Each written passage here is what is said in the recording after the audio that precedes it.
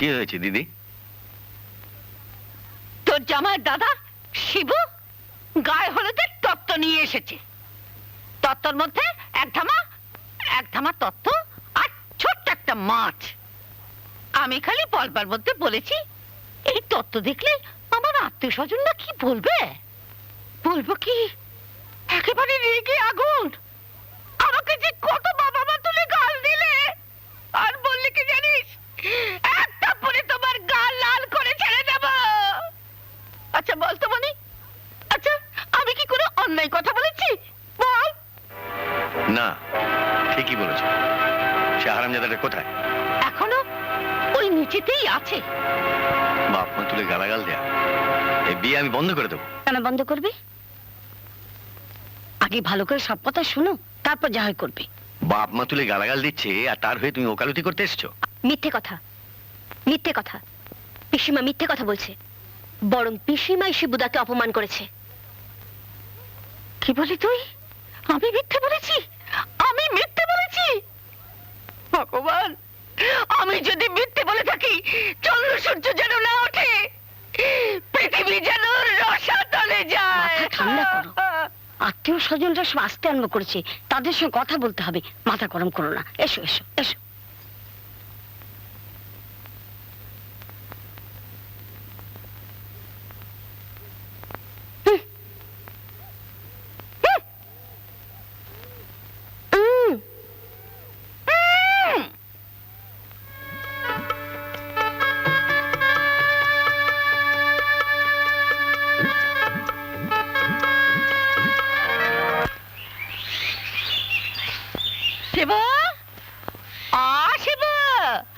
আরে মনে পিসি, তুমি হঠাৎ? ওই বুড়ো শিবতলা থেকে পুজো দিয়ে ফিরছিলাম, তা ভাবলাম যাই একবার শিবুদের বাড়িতে খোঁজ নিয়ে আসি। শিবুর তা বাবা ভালো আছিস তো? হ্যাঁ ভালো। বিয়েটা ঠিক মতো চুকেছে তো? হ্যাঁ তা চুকেছে, তবে কাল থেকে যা কাণ্ড কারখানা হচ্ছে সে আর তোকে কি বলবো। না বাবা বলবো না, শেষে কি আবার দু ভাইয়ের মধ্যে গন্ডগোল বেঁধে যাবে আর দোষের ভাগী আমি হব। আমি চললাম। পিসি বলো কি হয়েছে? কেন শুনতে চাইছিস? শুনলে মনে কষ্ট পাবি তুই। আমি চললাম। দাঁড়াও। না না আমি যাই না, তোমাকে বলতে হবে কি বলেছে। তাহলে এই শিব ঠাকুরের ফুল ছুঁয়ে দিই বল, এ কথা কাউকে বলবি না, এমনকি বিশুকেও বলবি না। বলবো না। এবার বলো কি বলেছে। বিশু তার শ্বশুর বাড়ির এক গাদা আত্মীয় স্বজনের সামনে তোর কি নিন্দাটাই করলো বাবা। সে আর কি বলবো। আমার নামে নিন্দা করলো? তুমি মিথ্যে বলছো। মিথ্যে কথা বললে আমার মুখে পোকা পড়বে। বলো কি বলেছে। আর বলেছে যে ওকে বলেছে ও পাগল, ও অশিক্ষিত, ওকে দাদা বলতে ওর ঘেন্না হয়। আরো কি বলেছি জানিস, যে জমির খেতে চাষ করে যে আয় হয় তুই চুরি করিস। বিশুকে নাকি তুই ভালোভাবে খেতেও দিস না। আরো কত কি বলেছে, সে আমি মুখে আনতে পারবো না বাবা, মুখে আনতে পারবো না। তুই বল বাবা, বিশুকে এসব বলা উচিত হয়েছে? তুমি ভুল শুনেছো। ভুল শুনেছি? এটাও কি ভুল শুনেছি যে ফুলসজ্জা আর বউ ভাত ওই বাড়িতেই হবে? ফুলসজ্জা বউ ভাত ওই বাড়িতেই হবে, এটা বিশু মেনে নিল? হবে না, ওই বিশুই তোর শ্বশুরকে পরামর্শ দিল যে ফুলসজ্জা আর বউ ভাত ওই বাড়িতেই হবে। আরো কত কি বলল সে আর। না বাবা বলবো না, শেষে কি দোষের ভাগী হব? ভাই ভাই ঝগড়া বেঁধে যাবে। হে মহাদেব, হে মা মঙ্গল চণ্ডী, মঙ্গল করো মা, সবার মঙ্গল করো, তার পিছু পিছু আমারও মঙ্গল করো মা, আমারও মঙ্গল করো। মা আমি আজই ওই বাড়িতে যাব। কারোর ক্ষমতা নেই বিশুকে আটকে রাখে, কারোর ক্ষমতা নেই। ও বিশু, কিরে এরকম মন খারাপ করে বসে আছিস কেন? পিসি আমি কি করবো বলতে পারো? কেন কি হয়েছে? দাদাকে কি করে বলবো যে আমি এবারে ঘর জামাই হয়ে থাকবো? তুই যেমন তোর দাদার কাছে যাবার জন্য হাপিত্তেশ করে বসে আছিস, কিন্তু শিবুকে তোর কথা একবারও ভাবছে? তোর দাদা তোর সম্বন্ধে যা বলেছি তা যদি তুই শুনতিস তাহলে দাদার কাছে যাবার চেষ্টা করতিস না। কি বলেছে বলো, কি বলেছে? না বাবা, আমি বলবো না। শেষে কি ভাই ভাই লাঠালাঠি পেতে যাবে, আর মাঝখান থেকে আমি দোষের ভাগী হব? আমি যাই বাবা, দুঃখা দুঃখা দুঃখা। পিসি, পিসি সত্যি করে বলো, দাদা তোমায় কি বলেছে? আগে লোকনাথ বাবার ফুল ছুঁয়ে বল, এ কথা তুই কাউকে বলবি না, এমনকি শিবুকেও না। লোকনাথ বাবার ফুল ছুঁয়ে বলছি, আমি কাউকে বলবো না। শিবু বলছিল বিশুটা ঘর জামাই হয়েছে, আমরা হাঁপ ছেড়ে বেঁচেছি, চাষবাস করে যা আয় হতো তা সবই নাকি তুই মদ খেয়ে উড়িয়ে দিতিস। আরো বলছিল তোকে ভালো মন্দ খাওয়ানোর জন্য ওকে বছরে অর্ধেক দিন উপোস থাকতে হতো, আর তোরই জন্য নাকি ও বিয়ে থা করেনি কো। তোর আবার ইদানিং নাকি মেয়ে মানুষের নেশা হয়েছিল, তাই নাকি তুই খারাপ পড়া। চুপ করো, চুপ করো পিসি, আমি আর সহ্য করতে পারছি না। সত্যি তো, এসব কথা কি সহ্য করা যায়? আচ্ছা তুই বল বিশু, শিবুর কি তোর সম্বন্ধে এসব কথা বলা উচিত হয়েছে? জানা জানা, গিয়ে বেশ করে দু কথা শুনিয়ে দে না, নাকে ঝামা ঘষে দে না। মন খারাপ করিস নি বাবা, মন খারাপ করিস নি, আমি যে তোকে বড্ড ভালোবাসি রে। আমি যাই ঠাকুর ঘরে গিয়ে ঠাকুরকে বলি, হে ঠাকুর তুমি এর বিচার। দুঃখা দুঃখা দুঃখা দুঃখা দুঃখা দুঃখা দুঃখা দুঃখা।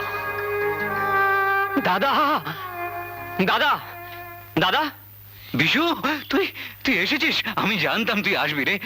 হারামজাদা মণিশঙ্করের এত বড় সাহস, বলছে কিনা ফুলসজ্জা বৌভাত সব ওই বাড়িতে হবে। দাদা, গুরুজনদের অপমান করে তুমি নিজেকে ছোট করো না। হ্যাঁ? ভুল হয়ে গেছে রে। তুই তো জানিস আমি মুখ্যসূক্ষ্ম মানুষ, পড়াশোনা করিনি। তা হ্যাঁ রে, বৌমা, বৌমা কোথায়? ডাক, ভেতরে ডাক। যতদিন না আমাদের নতুন বাড়ি তৈরি হচ্ছে ততদিনও বাপের বাড়িতেই থাকবে। নতুন বাড়ি, নতুন আরে সে তো অনেক খরচ। খরচের জন্য তোমাকে ভাবতে হবে না দাদা, ওসব আমার শ্বশুরমশাই দিয়ে দেবেন। কেন শ্বশুরমশাই দেবেন? কেন শ্বশুরমশাই টাকা দেবে, সেই টাকাতে বাড়ি উঠবে, আর আমরা পরাধীন হয়ে বাস করবো? তা করবে কেন? উনি তো আমাদের আত্মীয় ভেবে দিচ্ছেন। কি বললি? তুই কি তুই কি শ্বশুরের হয়ে দালালি করতে এসেছিস? কিন্তু মনে রাখিস, ধার করা টাকার একটা ইটও আমি এ বাড়িতে গাঁথতে দেবো না। দাদা, দাদা, এই বাড়িতে আমারও তো একটা ভাগ আছে। দরকার হয় তুমি তুমি মধ্যেখান দিয়ে একটা বেড়া দিয়ে দাও। বেড়া দিবি? এই বাড়িতে তুই বেড়া দিবি?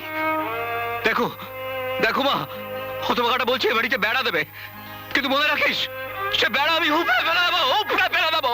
ওর এই কথা শোনার পর ওকে তুই লাথি মেরে বার করে দে। বেরিয়ে যা, বেরিয়ে যা চোখের সামনে থেকে। হ্যাঁ হ্যাঁ, আমাকে তাড়াতেই তো তোমরা চাইছো। এ কথা আমি বুঝি না ভেবেছো না? আরে এই কথাটা এতদিন মনের মধ্যে চেপে না রাখলেই তো পারতে।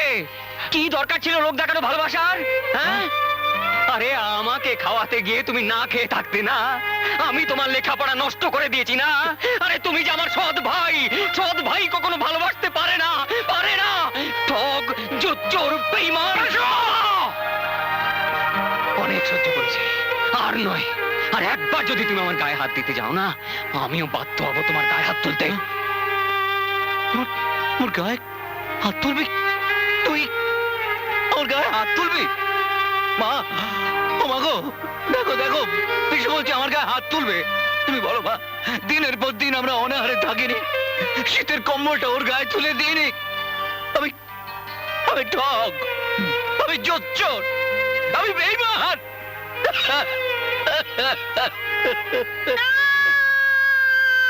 তোকে আমি শেষ করে ফেলবো। তুই আমার ছেলে না, তোকে আমি শেষ করে দেব, শেষ করে দেব। মরে যা, তুই মরে যা, মরে যা, মরে যা। মা, ওকে মেরো না মা, বিশুকে মেরো না মা গো, মেরো না, মেরো না মা। বিশু, ও বিশু, বিশু, বিশু, মা, ওকে আর মেরো না মা, মেরো না। ওকে যদি মারো তাহলে তীরের মধ্যে আমার মরা মুখ দেখবে।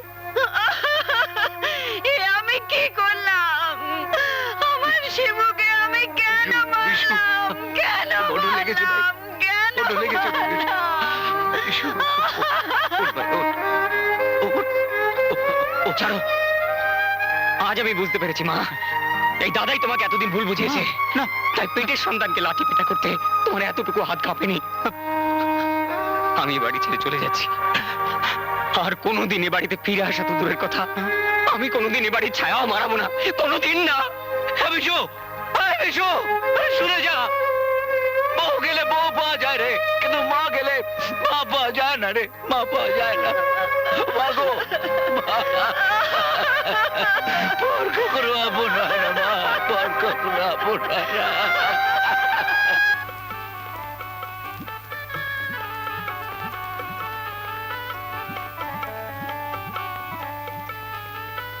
তুমি শেষে ঘর জামাই হলে? আমি তোমাকে ঠিক বোঝাতে পারবো না।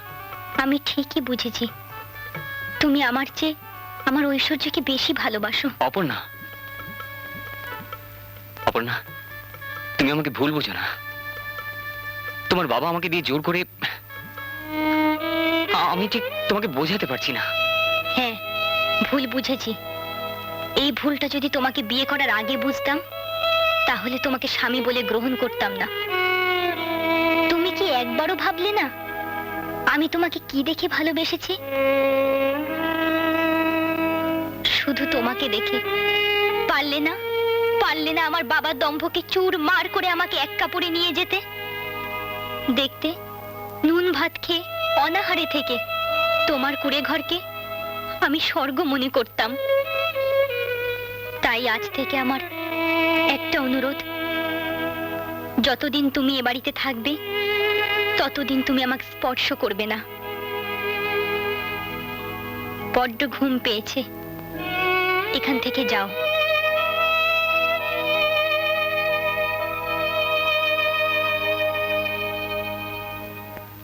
আমি নিজে কানে শুনেছি দিদি, জামাইবাবু উইল করেছেন অপর্ণা আর সুপর্ণাকে সমস্ত সম্পত্তি দুভাগে ভাগ করে দেবেন।